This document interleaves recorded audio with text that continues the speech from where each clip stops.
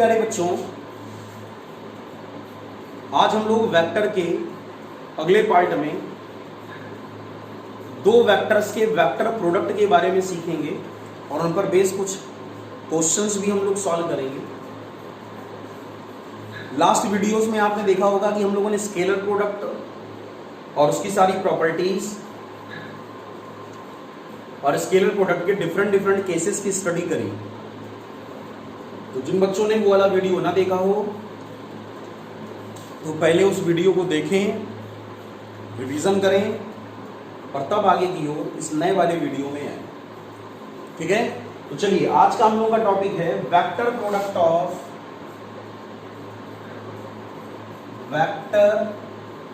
Of vectors.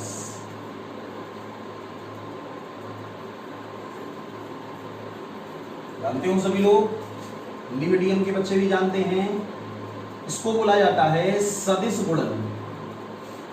और दूसरा क्या नाम था आपको पता है इसको? Cross product. कौन सा? Cross product. एक तो होता है वेक्टर प्रोडक्ट और एक कौन सा होता है? वेक्टर प्रोडक्ट को ही क्या कहते हो? Cross product. तो वेक्टर प्रोडक्ट और क्रॉस प्रोडक्ट एक ही है। और इसके पहले हम लोगों ने क्या पढ़ा था? Scalar product. कौन सा? स्केलर प्रोडक्ट या डॉट प्रोडक्ट एक ही होता है, वो तो हम लोग पहले पढ़ चुके हैं ऑलरेडी। तो वेक्टर प्रोडक्ट के बारे में क्या हम लोगों ने पढ़ा था कि कोई भी दो वेक्टर जब मल्टीप्लाई करे जाएं और उनसे आने वाला जो रिजल्टेंट है, जो रिजल्ट है, जो आंसर है, वो एक वेक्टर क्वांटिटी हो।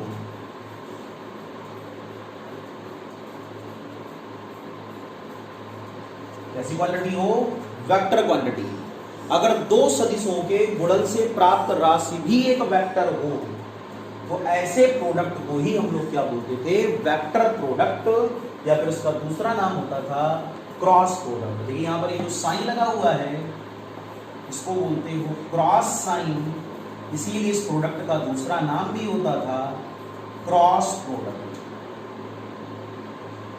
ठीक, इसका ये सिंबल होता है तो इसको हम लोग इस प्रकार भी पढ़ते हैं A क्रॉस B। क्या स्टडी करते हैं? A cross B। अच्छा, A क्रॉस B किसके इक्वल होता है? तो A क्रॉस B इक्वल होता है AB sine theta n cap के इक्वल होता है। अब ध्यान दीजिएगा सभी लोग, A क्रॉस B किसके इक्वल होता है? A cross B AB sine theta n cap के इक्वल होता है। यहां पर थीटा क्या है? यहां पर थीटा है A वेक्टर और B वेक्टर के बीच का एंगल, और n कैप को हम लोग बोलते हो normal unit vector. Normal unit vector, अभिलंब एकांक सदिश।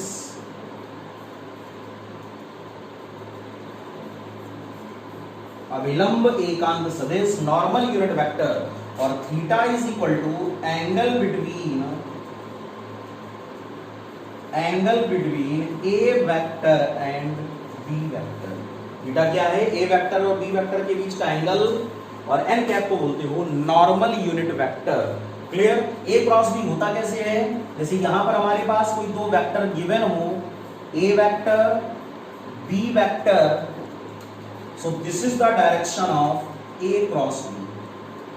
ए वेक्टर क्रॉस बी वेक्टर की जो डायरेक्शन है वो ए और बी दोनों के परपेंडिकुलर होती है। ए और बी दोनों के परपेंडिकुलर होती है, और ए और बी के बीच का जो एरिया है उसको बोला जाता है plane of A cross B. क्या बोलते हो? Plane of A cross B. और ए क्रॉस बी किसके परपेंडिकुलर होता है? तो A cross B is perpendicular to A vector and A cross B is perpendicular to B vector। इस बात को कतई मत भूलना कि A क्रॉस B A के भी परपेंडिकुलर और A क्रॉस B B के भी परपेंडिकुलर होता है। और A क्रॉस B की डायरेक्शन क्या होती है? A क्रॉस B की direction A vector B vector दोनों के परपेंडिकुलर होती है।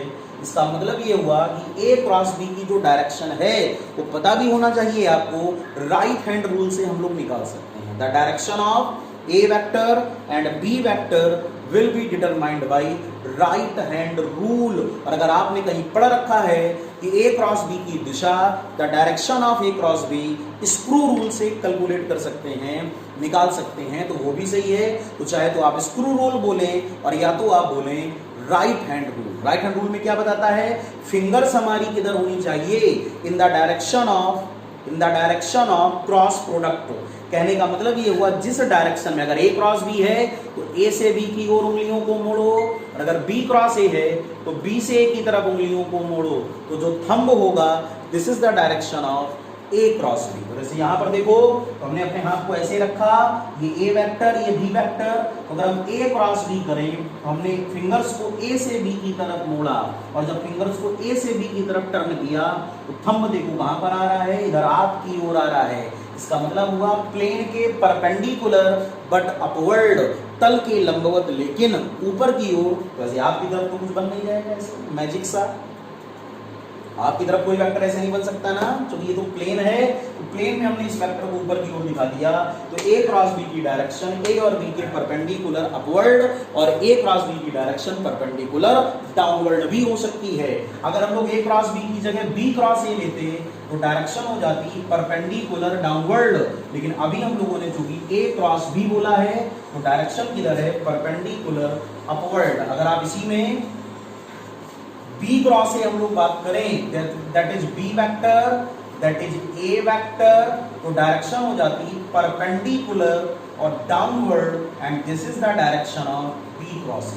तो दोनों डायग्राम से हमको बेटा क्या बात पता चल रही है, हमको ये बात पता चल रही है, दोनों फिगर से एक बात पता चल रही है कि ए क्रॉस बी की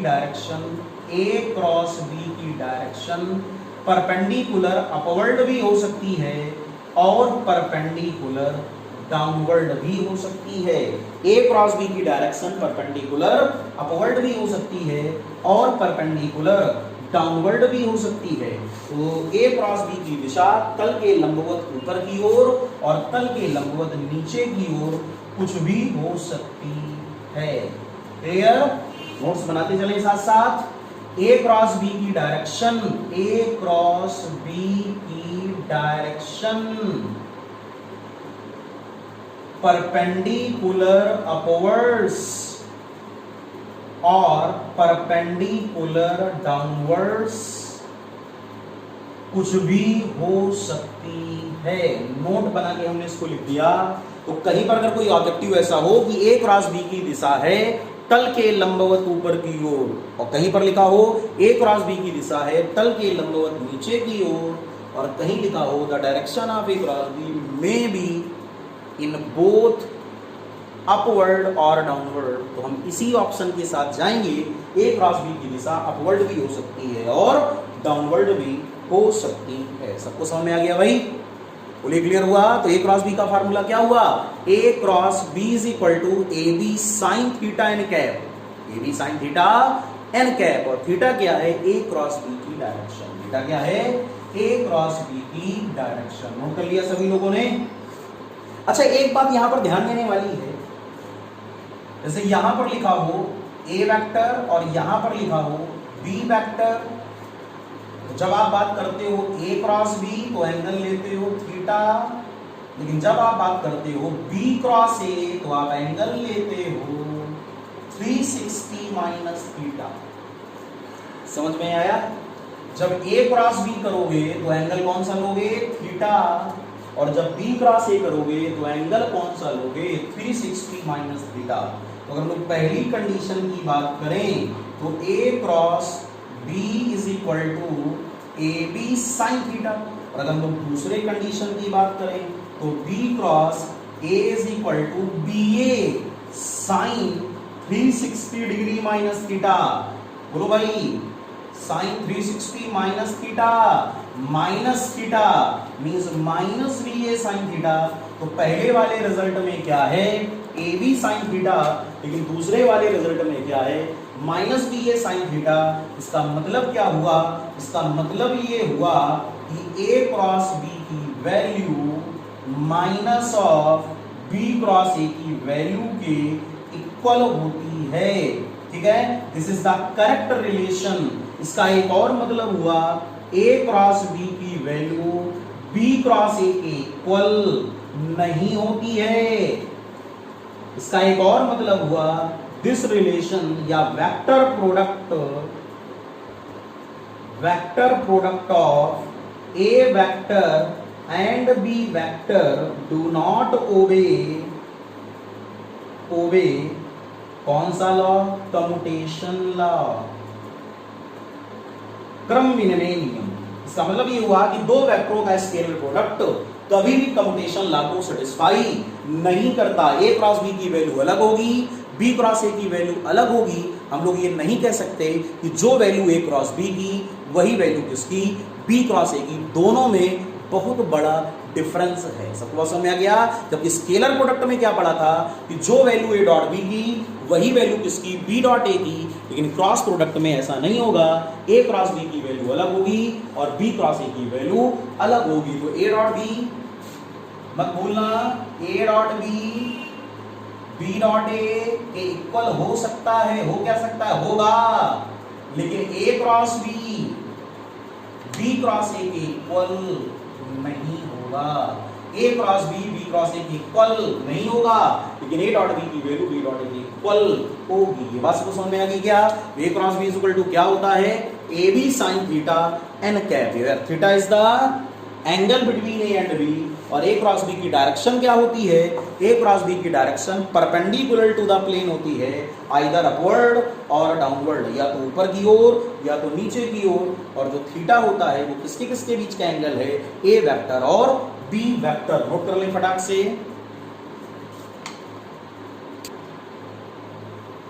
तो अभी बच्चों हम लोगों ने क्या स्टडी किया कि A cross B is equal to A B sine theta. Theta is the angle between A cross B.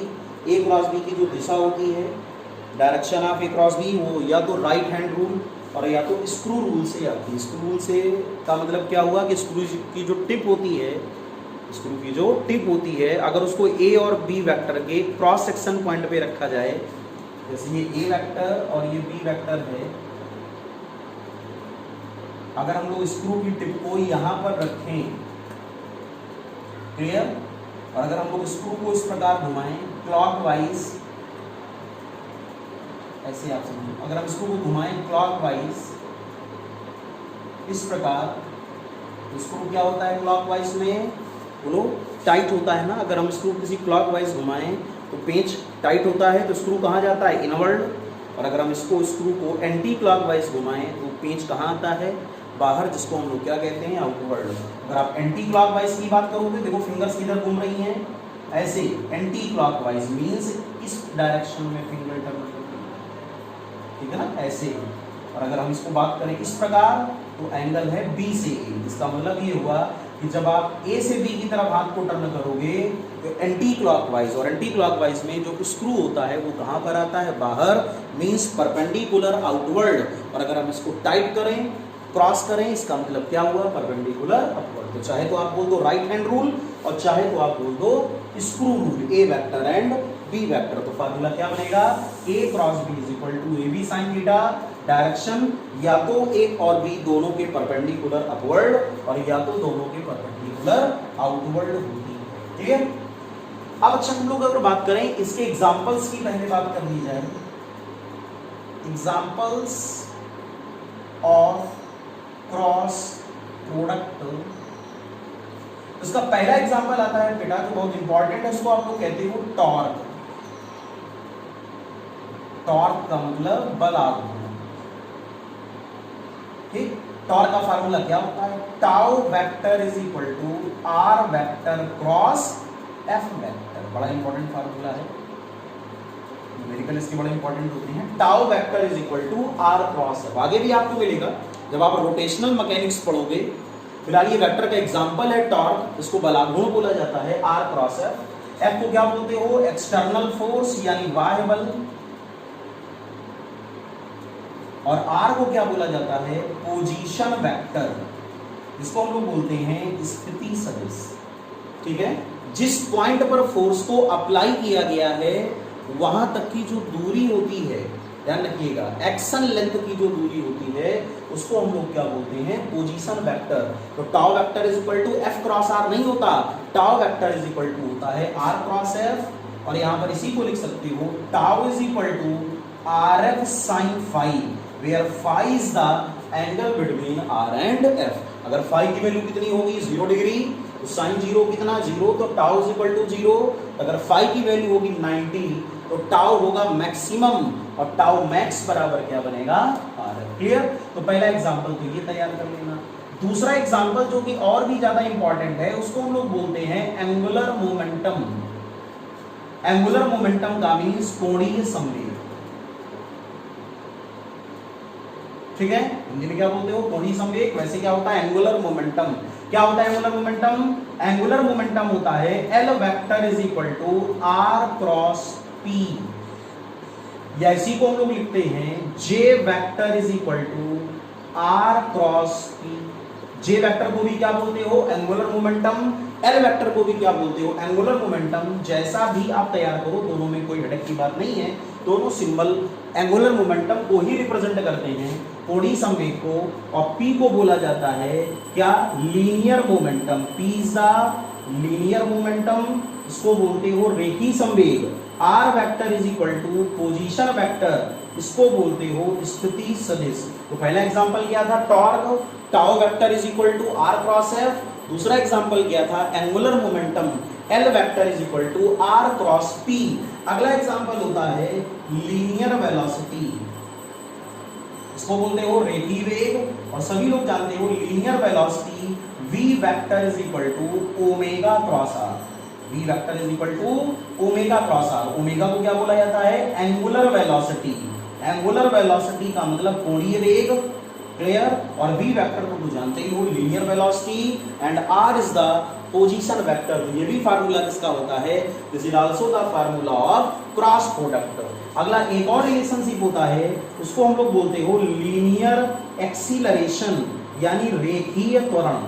Hindi में क्या बोलते हो, रेखीय त्वरण। और ये क्या होता है, A vector is equal to alpha vector cross R vector. यहाँ पर अल्फा को क्या बोला जाता है, अल्फा को बोला जाता है एंगुलर एक्सीलरेशन, यानी कोणीय त्वरण, और आर को क्या बोलते हो, पोजीशन, और ए वेक्टर को हम लोग क्या बोलते हो, लीनियर एक्सीलरेशन। तो पहला फार्मूला क्या था, tau vector is equal to R cross F. R क्या है, पोजीशन, एफ तो जानते हो फोर्स, इसको बल कहते हो। दूसरा एग्जांपल क्या है, एंगुलर मोमेंटम, कोणीय संवेग। L vector is equal to R cross P. P को क्या बोलते हो, लीनियर मोमेंटम। आर को क्या बोलते हो, पोजीशन वेक्टर। और उसके बाद में अगला एग्जांपल एक और इसका होता है linear acceleration. A vector is equal to alpha cross R. Alpha को क्या बोला जाता है, एंगुलर एक्सीलरेशन, और आर को क्या बोलते हो, position. These all are the examples of vector product. Note कर लें इसको।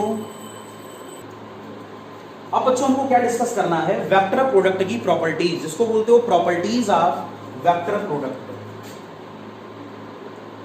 जैसे हमारे पास कोई भी दो वेक्टर हैं, ए वेक्टर और बी वेक्टर, दोनों कैसे हैं बोलो, पैरेलल वेक्टर। कौन से, पैरेलल वेक्टर। और पैरेलल वेक्टर के बीच का एंगल कितना होता है, 0 degree. So theta is equal to 0 degree. अब अगर हम लोग इसका क्या निकालें, क्रॉस प्रोडक्ट, तो कैसे निकालोगे, A cross B is equal to A B sine theta, और थीटा की जगह कितना, साइन 0, तो A cross B is equal to क्या आ गया, 0। तो क्या हमको याद रखना है, दो पैरेलल वेक्टर का क्रॉस प्रोडक्ट हमेशा क्या होता है, 0 होता है, ठीक है ना। दो पैरेलल वेक्टर का सदिश गुणन यानी वेक्टर प्रोडक्ट हमेशा क्या होता है, 0। उसके बाद अगर दोनों वेक्टर्स को हम लोग दिखा दें perpendicular, A vector B vector, और इनके बीच का एंगल दिखा दें 90 degree, so theta is equal to 90 degree. When theta is equal to 90 degree, then A cross B is equal to A B sine 90, और साइन 90 की वैल्यू क्या होती है, 1। So A cross B is equal to A B. यहाँ पर ए क्या है, magnitude of vector A, और बी क्या है, magnitude of vector B. A cross B is equal to A B. ध्यान रखिएगा, ए क्रॉस बी 0 कब होता है, जब दोनों वेक्टर आपस में कैसे हो, पैरेलल। और A cross B A B equal कब होता है, जब दोनों वेक्टर आपस में कैसे हो, परपेंडिकुलर हो। कैसे हो, परपेंडिकुलर। अब अगर हम लोग बात करें कि किसी भी वेक्टर का उसी वेक्टर से क्रॉस प्रोडक्ट लिया जाए तो A cross A is equal to A sine 0। अगर किसी वेक्टर का उसी वेक्टर से क्रॉस प्रोडक्ट लोगे इसका मतलब दोनों वेक्टर सेम डायरेक्शन में हैं, तो थीटा इज इक्वल टू 0। अब जब थीटा इज इक्वल टू 0 तो sine 0 0 means A cross A 0। इस बात को याद कर लेना, किसी भी वेक्टर का उसी वेक्टर से क्रॉस प्रोडक्ट क्या होता है 0। A cross A is equal to 0। लेकिन किसी वेक्टर का उसी वेक्टर से डॉट प्रोडक्ट 0 नहीं होता।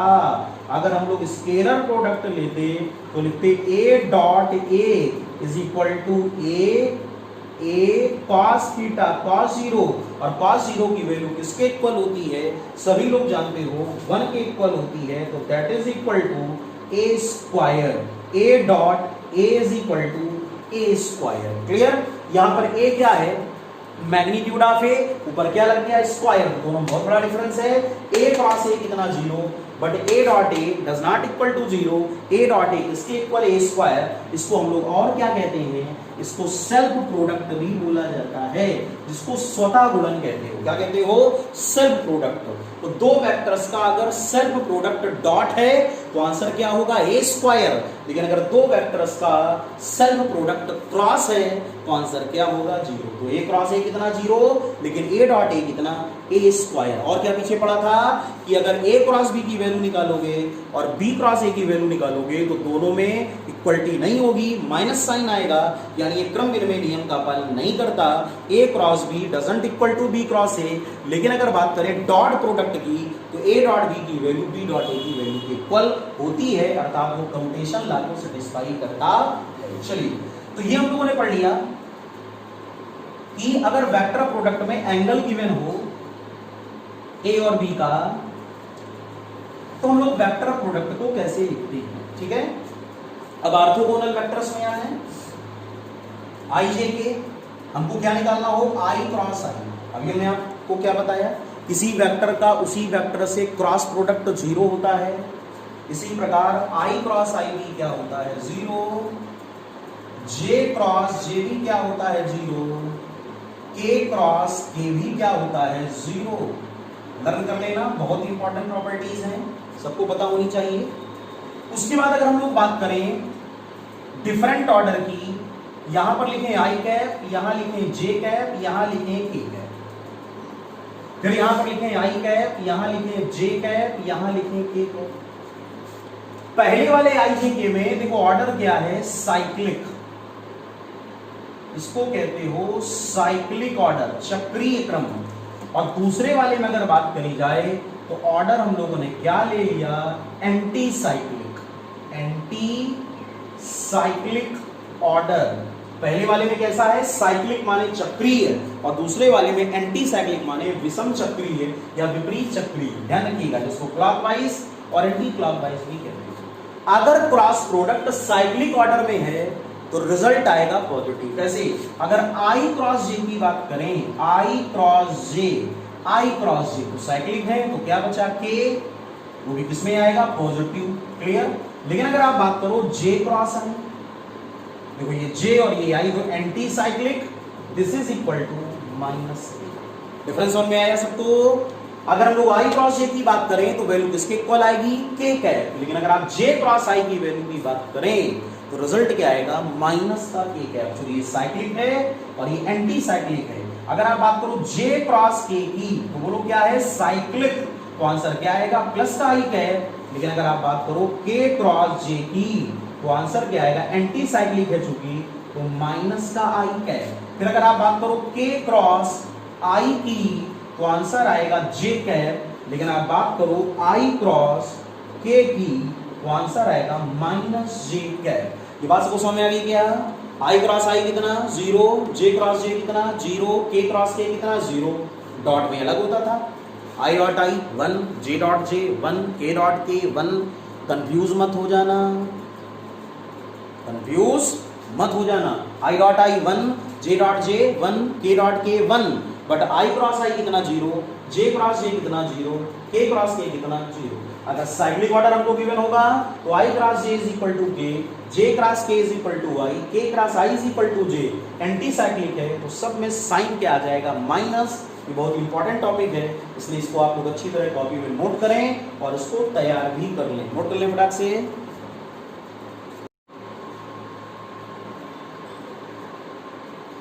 अब बच्चों हम लोग ये सीखेंगे कि कोई भी दो वेक्टर अगर a और b हम लोगों के पास में गिवन है या कोई दूसरी वैल्यू भी उनकी हो सकती है, तो हम लोग उनका क्रॉस प्रोडक्ट किस प्रकार कैलकुलेट करते हैं, ठीक है ना। क्रॉस प्रोडक्ट, जैसे हमारे पास a vector is equal to ax i cap plus ay j cap plus का az k कैप, और b vector is equal to bx i plus by j और प्लस का bz k है। ठीक है, दो वेक्टर हमारे पास गिवन है, a वेक्टर और b वेक्टर, और हमको इनका क्या निकालना है, cross product. Means a vector cross b vector. क्या तरीका होता है, डिटरमिनेट, यहाँ पर क्या लिखोगे i कैप, यहाँ पर j कैप, यहाँ पर k कैप। i का कोफिशिएंट कितना ax, यहाँ पर i का कितना bx, यहाँ पर j का कितना ay, यहाँ पर j का कितना by, यहाँ पर k का कितना az और यहाँ पर k का कितना bj। ये सबको समझ में आए, इसको क्या बोलते हैं, डिटरमिनेट। अब ये तो हम लोगों ने यहाँ पर टेबल बनाई, इसको कैसे हम लोग एक्सपेंड करेंगे ध्यान दीजिएगा। सबसे पहले लिखेंगे i कैप। आई कैप जिस रो और जिस कॉलम में है उसको हम लोग छोड़ देते हैं। देखो ये रो, ये कॉलम, रो कॉलम, जब इसको आप छोड़ दोगे तो इसका इसमें मल्टीप्लाई माइनस इसका इसमें मल्टीप्लाई, मीन्स क्या लिखोगे, A Y BZ, BZ minus AZ B Y. ठीक, अब उसके बाद जे को किसमें लिखा जाएगा, माइनस में। जब j को माइनस में लिखोगे तो यहां पर ये टर्म इसका हिडन हो जाएगा। आप इस कॉलम को ऐसे बंद कर सकते हो अपनी नोटबुक में, और ax bz minus az bx, ax bz minus az bx। ठीक, अब क्या लिखेंगे, प्लस का k कैप, ये ध्यान देना है आपको। i किसमें प्लस में, j किसमें माइनस में, और k किसमें प्लस में लेना है। जब k को प्लस में लिखोगे तो आप k वाली कॉलम को ऐसे क्लोज कर लोगे, इसका इसमें मल्टीप्लाई माइनस इसका इसमें मल्टीप्लाई, तो क्या लिखोगे, ax by minus ay bx। ये सबको समझ में आ गया। कोफिशिएंट को मल्टीप्लाई करना तो आपको समझ में आ गया होगा। बोलिए, सबसे पहले क्या करते हैं, ए वेक्टर, फिर कौन सा, बी वेक्टर, फिर हम लोगों ने क्या निकाला, ए क्रॉस बी, और ए क्रॉस बी के लिए क्या बनाई, डिटरमिनेट, और उसके बाद में डिटरमिनेट को हम लोगों ने ऐसे ओपन कर लिया। बस ध्यान रखना है, आई कैप जिस कॉलम में उसको क्लोज कर लोगे, इसका इसमें मल्टीप्लाई माइनस इसका इसमें मल्टीप्लाई, जे को किसमें लेना है, माइनस में, ax bz minus az bx, और k को किसमें लेना है, प्लस में, ax by minus ay bx। Clear हो गया, नोट कर लें। इसको हम लोग बोलते हैं cross product of any two vectors a and b। अगर a और b की जगह कोई दूसरा वेक्टर होगा तो भी हम लोग उसको इसी प्रकार सॉल्व करेंगे। यहाँ पर चूंकि हम लोगों ने a और b लिया है, इसलिए इसमें सारे कोफिशिएंट a और b के नोट होंगे। कर लीजिए, इसको सॉल्व कर लिया, आगे बढ़ा जाए। चलिए, बहुत अच्छा। डॉट प्रोडक्ट जो था उसमें सीधे सीधे जो कोफिशिएंट्स होते हैं, i का, j का, k का, उनको आपस में मल्टीप्लाई कराते हैं। ठीक है, और i डॉट i कितना था 1, j डॉट j कितना 1, k डॉट k कितना 1। अब जैसे क्वेश्चन हमारे पास गिवन हो, a vector is equal to 2i plus j plus का 2k, और b vector is equal to 3i plus का 4j और प्लस का k। क्या करना है हमको, find cross product, find cross product of A and B. हमको ए और बी का क्रॉस प्रोडक्ट निकालना है। क्या तरीका था? सबसे पहले क्या करेंगे, ए वेक्टर क्रॉस बी वेक्टर, और यहां पर क्या लिखा है, आई कैप, फिर जे कैप, फिर के कैप। आई का कोफिशिएंट कितना 2, जे का कितना 1, के का कितना 2, आई का कोफिशिएंट 3, जे का 4 और के का 1। क्लियर?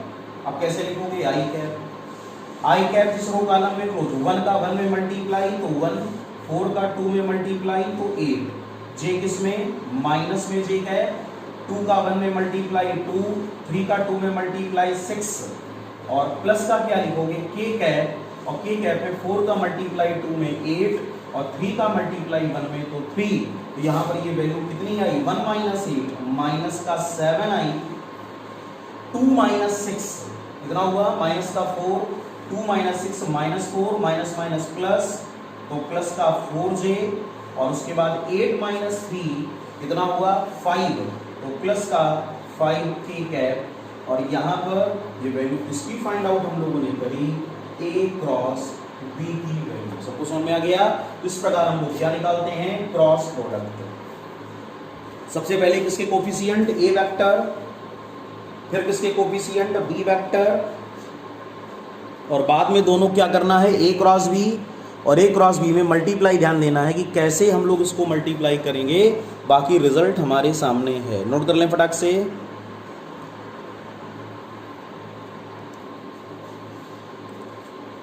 अब जैसे अगला क्वेश्चन हमारे पास गिवन है, A vector is equal to 2i plus का 4k और B vector is equal to 2j plus 3i। और क्या निकालना है हम लोगों को, find mod of A vector cross B vector. हमको ए और बी का मॉडुलस सिंप्लीफाई करना है। क्वेश्चन को सॉल्व करने का वही तरीका, सबसे पहले क्या निकालेंगे, ए वेक्टर क्रॉस बी वेक्टर, आई कैप, जे कैप, के कैप। अगर कोफिशिएंट्स को हम लोग ध्यान दें तो आई का कोफिशिएंट कितना 2, जे का 0 और के का कोफिशिएंट 4। यहाँ पर आई का कितना 0, जे का 2, आई का कोफिशिएंट कितना 3 और जे का कितना 2 और के का 0। क्लियर? अब फिर वही तरीका, सबसे पहले क्या लिखोगे, आई कैप 0 0 0 4 2 जा 8 माइनस का जे कैप, तो यहाँ कितना लिखोगे 0 माइनस का 12 और प्लस का क्या लिखोगे के कैप, और जब के कैप लिखोगे तो 4 और माइनस कितना 0। बताइए कितना आया, माइनस का 8 आई कैप, फिर माइनस माइनस माइनस प्लस 12 जे कैप, और फिर कितना आया प्लस का 4 के कैप। ये वैल्यू हमारे पास में आई है mod of A cross B, और हम लोग को निकालना क्या है, modulus of A cross B. अगर हमको मॉड सिंप्लीफाई करना होता है तो तरीका क्या, आई का कोफिशिएंट -8 का होल स्क्वायर, जे का कोफिशिएंट 12 का होल स्क्वायर और के का कोफिशिएंट 4 का स्क्वायर। 8 का स्क्वायर कितना हुआ 64, 12 का कितना 144 और 4 का कितना 16। This is your answer unit. सबको तरीका समझ में आ गया? इस प्रकार हम लोग क्या निकालते हैं, मैग्नीट्यूड ऑफ टू वेक्टर्स का क्रॉस प्रोडक्ट जो हम लोग लेंगे, अगर हमको उसका मैग्नीट्यूड सिंप्लीफाई करना हो तो हम लोग सबसे पहले निकालेंगे ए क्रॉस बी और बाद में हम लोग निकालेंगे modulus of A cross B. और मॉड निकालने का वही तरीका, अंडर रूट आई जे के कोफिशिएंट्स का होल ऑफ स्क्वायर। सॉल्व कर लें क्वेश्चन को फटाक से। अगला तो बच्चों अगला क्वेश्चन कह रहा है कि अगर mod of A cross B is equal to mod of A dot B के इक्वल हो, then the angle between A vector and B vector.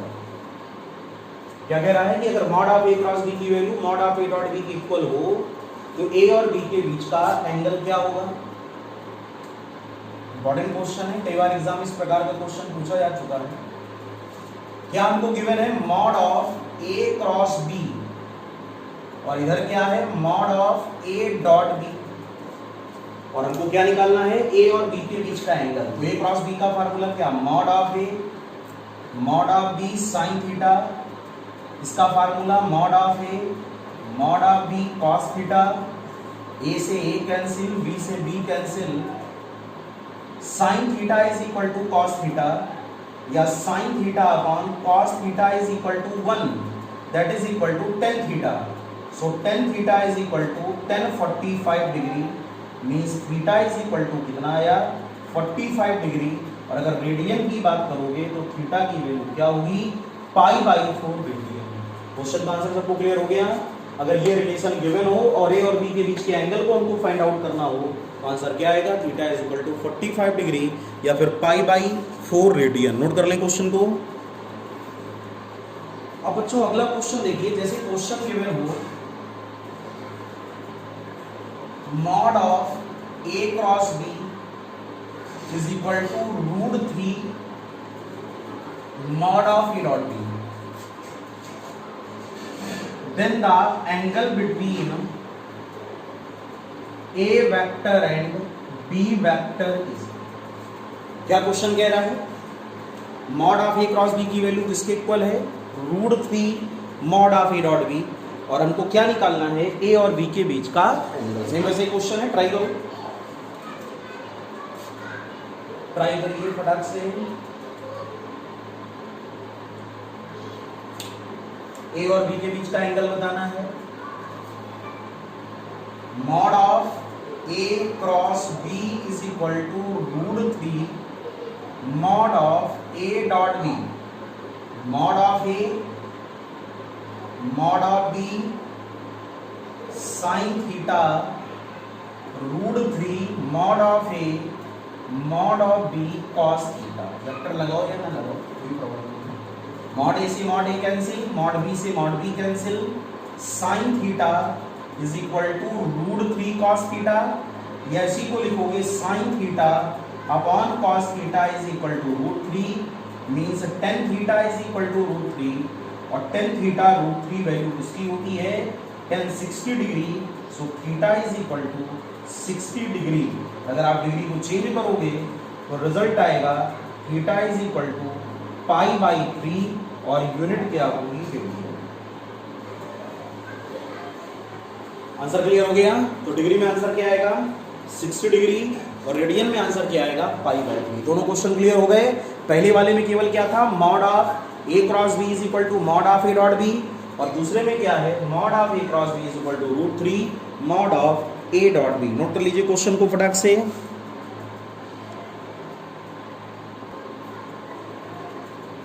अगला question, if mod of A is equal to 6 mod of B is equal to 5 mod of A cross B is equal to 15, then angle between A vector and B vector will be। Solve करें सभी लोग। इसको 5 कर लीजिएगा और इसको 6। कैसे करोगे,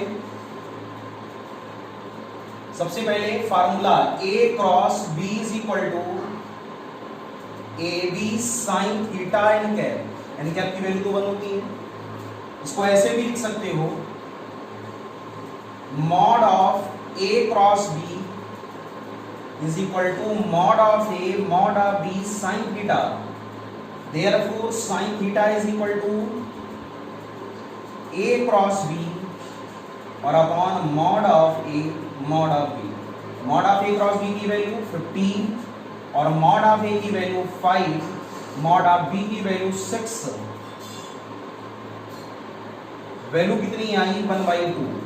सो sine theta is equal to 1/2, that is equal to sine 30, therefore theta is equal to कितने डिग्री 30 डिग्री। किसके किसके बीच का एंगल हमको फाइंड आउट करना था, ए और बी के बीच के एंगल को फाइंड आउट करना था, और ए और बी के बीच का एंगल क्या निकला theta is equal to 30 degree.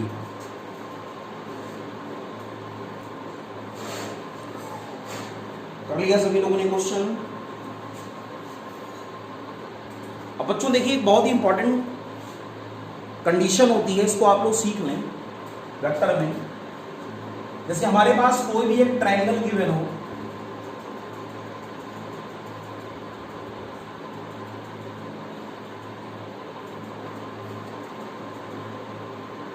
जिसकी एक डायमेंशन को ए वेक्टर और दूसरे को बी वेक्टर से डिफाइन किया गया। ये एंगल सभी लोग जानते हो 90 डिग्री। ट्रायंगल हमारे पास है एबीसी, और कुछ नाम दे दें PQR, ठीक है। और हमको निकालना हो एरिया ऑफ ट्रायंगल। तो बड़ा इंपॉर्टेंट कंडीशन होती है वेक्टर के टर्म में ट्रायंगल का एरिया, और ये एरिया होता है 1/2 mod of A cross B।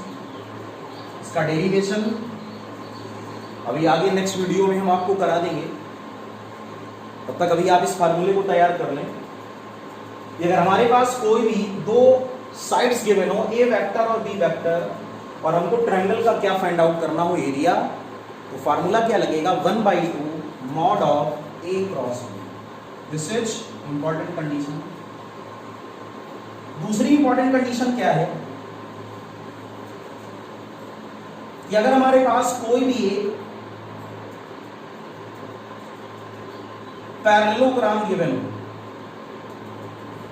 A vector B vector, this is the parallelogram, और इसको हम लोग बोलते हैं रिजल्टेंट आर, ठीक है। पैरेललोग्राम हमारे पास है P, Q, R और S। ये भी बड़ा इंपॉर्टेंट एग्जाम के लिए। और किसी क्वेश्चन में हमसे कहा जाए एरिया ऑफ पैरेललोग्राम, समांतर चतुर्भुज, पैरेललोग्राम माने समांतर चतुर्भुज, और हमको उसका एरिया फाइंड आउट करना हो, तो सिंपल सा फार्मूला होता है mod of A cross B, ठीक है। इसका ही प्रूफ वही आपको बता देंगे आगे। वैसे तो मैथमेटिक्स का भी ये पार्ट है, लेकिन चूंकि फिजिक्स में ये वेक्टर के सेगमेंट में आता है, इसलिए दो कंडीशन आपको लर्न करना जरूरी है कि अगर किसी क्वेश्चन में हमको ट्रायंगल का एरिया काउंट करना हो, तो ट्रायंगल का एरिया होता है 1/2 mod of A cross B, और अगर हमको पैरेललोग्राम का एरिया काउंट करना हो, तो पैरेललोग्राम का एरिया होता है mod of A cross B। A और B क्या होती हैं? Sides of the triangle and also the sides of parallelogram. सबको समझ में आ गया? जिन बच्चों ने पहले पढ़ रखा था बहुत अच्छी बात, जिन्होंने नहीं पढ़ा था वो थोड़ा सा ध्यान दें इन चीजों पे कि वेक्टर की हेल्प से हम लोग ट्रायंगल का एरिया और पैरेललोग्राम के एरिया को भी फाइंड आउट कर सकते हैं। नोट कर लिया सभी लोगों ने? अब जैसे हमारे पास क्वेश्चन ये कहता है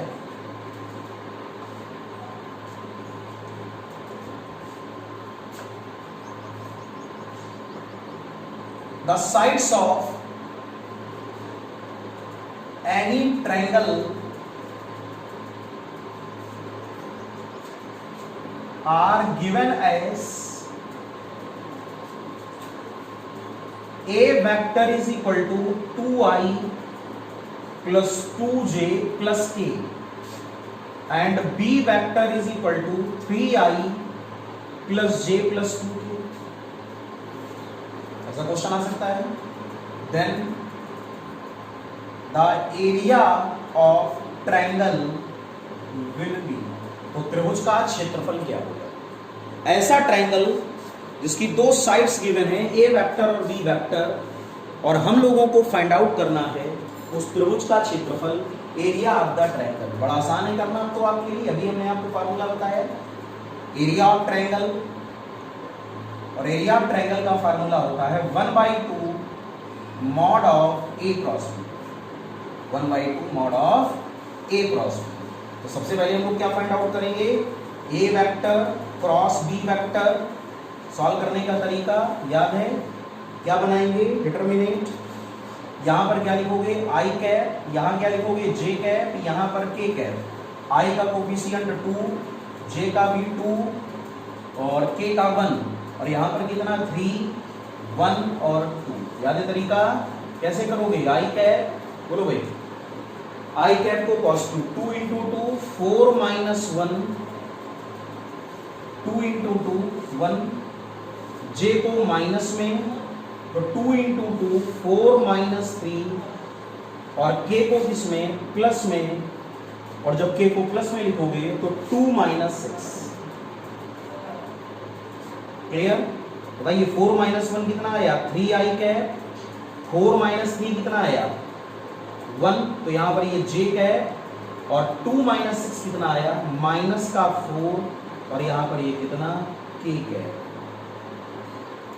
क्लियर, ये हम लोगों ने क्या निकाल लिया, बोलिए सबको समझ में तो आ गया होगा ना कैसे किया। आई कैप 2 इंटू 2 1 माइनस 1, जे कैप माइनस में लेते हो 2 इंटू 2 1 इंटू 3, के को अगेन प्लस में 2 इंटू 1 और 3 इंटू 2 और लास्ट में हमको क्या फाइंड आउट करना है, एरिया। तो एरिया ऑफ ट्रायंगल का फार्मूला भी हम लोगों ने पढ़ा 1/2 mod of A vector cross B vector, so 1/2 और इसकी वैल्यू कितनी आई, मॉडुलस। तो मॉडुलस का मतलब अंडर रूट 3 का स्क्वायर प्लस -1 का स्क्वायर और प्लस -4 का स्क्वायर। क्लियर, ये वैल्यू कितनी हमारे पास 1/2 अंडर रूट 9 प्लस 1 प्लस 16 और 16 और 1 17 और 17 और 9 बोलिए कितना आया, रूट 26। तो कितना आ जाएगा रूट 26/2। करो अपने आप प्लस माइनस वही, ठीक है। और यहाँ पर क्या लिखोगे, क्योंकि एरिया है, अभी यहाँ पर कोई यूनिट नहीं गिवन है तो यूनिट स्क्वायर भी आप लिख सकते हो और यूनिट कुछ भी हो सकती है, मीटर भी हो सकती है और सेंटीमीटर भी हो सकती है। क्वेश्चन सबको समझ में आ गया भाई, कैसे करोगे। तो अगर हमको कोई भी आपको ट्रायंगल गिवन हो, उसका हमको साइड्स गिवन हो और हमको क्या फाइंड आउट करना हो, एरिया, तो एरिया ऑफ ट्रायंगल का बेसिक फार्मूला क्या होता है, 1/2 mod of A cross B. सबको समझ में आ गया, नोट कर लें फटाक से। चलिए आगे बढ़ते हैं। जहां पर लगे कि हम नहीं नोट कर पाए वहां पर आप जानते हो कि सर बार बार क्या कहते हैं, वीडियो को पॉज करिए, क्वेश्चन को नोट करिए, फिर से रिवाइज करिए, तब आगे की ओर बढ़िए। क्लियर, और तैयारी को अच्छे ढंग से करते रहिए, माता पिता के सपने को पूरा करते रहिए। क्लियर, ऐसा लेकिन तभी होगा जब जानते हो कि क्या होगा, जब तैयारी हमारी अच्छी होगी तभी ये सब होगा, अन्यथा कुछ भी नहीं होगा। तो घर में बैठ के आराम नहीं करना है हमको, लगातार कंटिन्यूअसली प्रिपरेशन करते रहनी है। ठीक है भाई, समझ में आ रहा है, जो कुछ और बता रहे हैं पढ़ने के साथ साथ समझा करो, अच्छे बच्चे हो सभी लोग। चलें, अब ऐसे क्वेश्चन गिवन है, sides of parallelogram are m vector is equal to 3i plus j plus का 2k, n vector is equal to y plus 2j plus का k।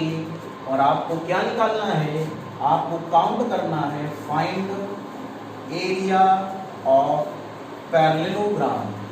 पैरेललोग्राम तो समझते हो हिंदी मीडियम के बच्चों, पैरेललोग्राम का मतलब समांतर चतुर्भुज। क्लियर, कर दो, ले जाओ, नहीं कर पाओगे क्या, चलो क्या करें, सॉल्व करेंगे। एरिया इसका काउंट करना है, पैरेललोग्राम का, क्यों, और पैरेललोग्राम का एरिया क्या होता है, mod of A cross B. बहुत अच्छे, अब हमको सबसे पहले क्या निकालना है, mod of A cross B.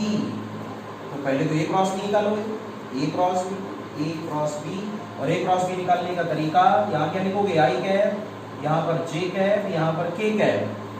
तो अब चूंकि यहाँ पर m और n लिया गया है तो यहाँ भी हम m और n ले लें, यहाँ पर भी हम m और n को ही लिख लें।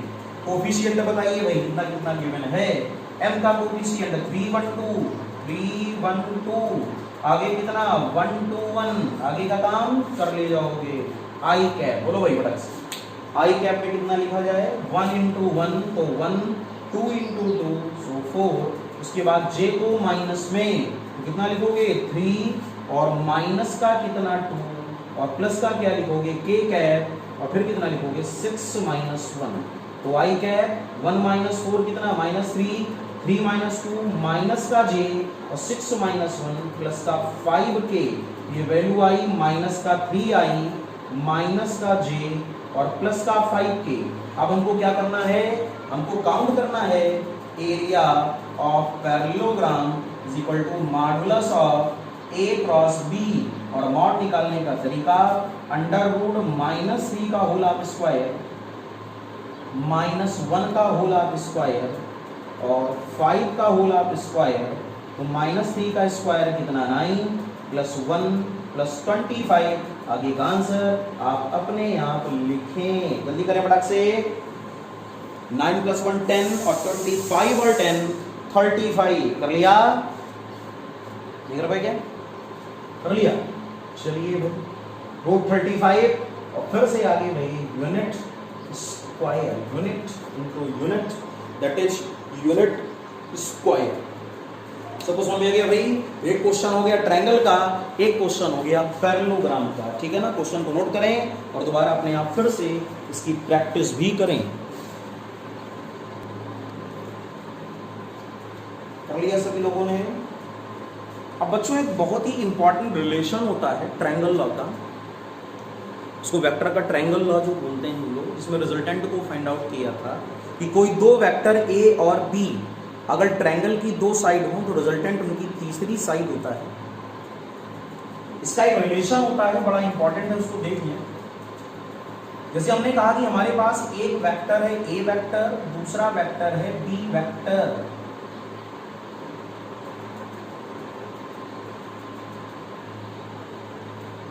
ये कौन सा वेक्टर है ए वेक्टर और ये वाला कौन सा बी वेक्टर, और this is the resultant R vector. इसी को तो ट्रायंगल लॉ बोला था। हेड के साथ क्या जोड़ा जाता है टेल, याद है कि नहीं याद है, हेड के साथ क्या जोड़ा जाता है टेल। जो बच्चे अभी नए चैनल में जुड़े हुए हैं वो पीछे जाकर के वेक्टर के पार्ट 2 पार्ट 3 ये वीडियोस को ध्यान से देखें ताकि आपको ये चीजें अच्छी तरह समझ में आ जाएं, ठीक है। तो हम लोग रिजल्टेंट लिखते थे A vector plus B vector is equal to R vector. बच्चों थोड़ी देर के लिए हम लोगों ने रिजल्टेंट को let R vector is equal to C vector माना। Resultant of A vector and B vector, A और बी के रिजल्टेंट को हम लोगों ने क्या किया सी। तो बताइए यही क्वेश्चन हमारे पास क्या बनेगी, यही क्वेश्चन हमारे पास बनेगी A vector plus B vector is equal to C vector बनेगी। याद करो हम लोगों ने पढ़ा था इन्वर्जन ऑफ वेक्टर, क्या पढ़ा था inversion of vector and parallel shifting of vector, दोनों के रूल याद होंगे आपको। जिन बच्चों को नहीं याद है फिर वही कहना, पीछे वाले वीडियोस को आप पढ़ेंगे कि अगर किसी वेक्टर को इन्वर्ट कर दें तो उसका साइन चेंज हो जाता है, लेकिन किसी वेक्टर को पैरेलल शिफ्ट करें तो उसका साइन चेंज नहीं होता। तो अगर हम सी वेक्टर को इन्वर्ट कर दें, क्या कर दें इन्वर्ट कर दें, तो उसका साइन चेंज हो जाएगा। यही इसी को हम लोगों ने सी वेक्टर माना है। अगर हम लोग उसको इन्वर्ट कर दें, ये वेक्टर कौन सा ए वेक्टर, ये वेक्टर कौन सा बी वेक्टर, और सी के साइन को इन्वर्ट कर दें इन्वर्ट। चलिए भाई तो हम लोगों ने सी के साइन को इन्वर्ट कर दिया। अब ये बन गया minus C vector, A vector B vector B vector C vector minus C vector, इधर से इधर से इधर, डायरेक्शन चेंज हो गई इसलिए साइन भी क्या हो गया चेंज हो गया। So we can write this A vector plus B vector minus C vector, या also we can return this a plus b plus c is equal to 0. This is very most important relation और ऐसे triangle को हम लोग क्या बोलते हैं, cyclic triangle. तो ये रिलेशन क्या कहलाता है, साइक्लिक रिलेशन, चक्रीय संबंध। तो अगर तीन वेक्टर एबीसी ट्रायंगल की आर्म में इस प्रकार जुड़े हों कि हर एक वेक्टर का हेड दूसरे वेक्टर के टेल के साथ कनेक्ट हो, तो ये ट्रायंगल किस रिलेशन को सेटिस्फाई करता है, वो रिलेशन है A vector plus B vector plus C vector is equal to 0। That means A plus B plus C is equal to 0। तो आज से इस बात को याद कर लेना, अगर कहीं ये सिचुएशन हो तो कौन सा रिलेशन सेटिस्फाई होगा, A vector plus B vector plus C vector is equal to 0। सबको क्लियर हो गई सारी बातें, समझ में आ गया कि नहीं आ गया, बताइए। आ गया? अगर आ गया तो इस बात को जरा समझो।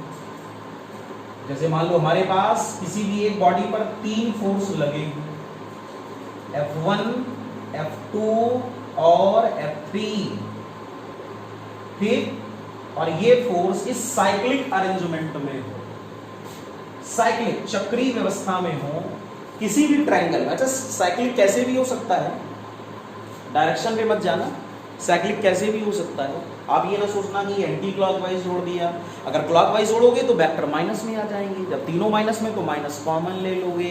आरएचएस में अब भी क्या चलेगा, 0, तो माइनस 0 उधर चला जाएगा, 0, रिलेशन वही आना है, ठीक है।